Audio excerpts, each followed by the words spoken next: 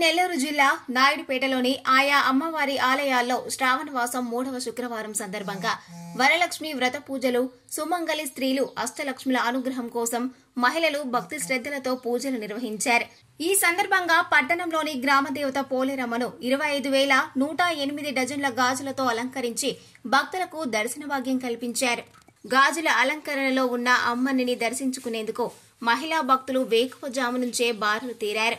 దేవాదాయ శాఖ ద్వారా భక్తులకు ఎలాంటి అసౌకర్యాలు చోటు చేసుకోకుండా అవసరమైన చర్యలు చేపట్టి పూజల అనంతరం భక్తులకు తీర్థ ప్రసాదాలు పంపిణీ చేశారు.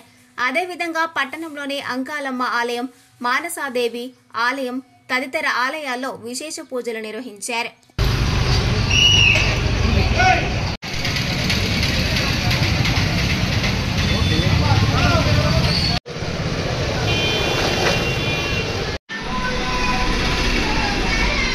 వరదరం విష్ణుం శిశువర్ణం చతుర్భుజం ప్రసన్నవదనం ధ్యాయేత్.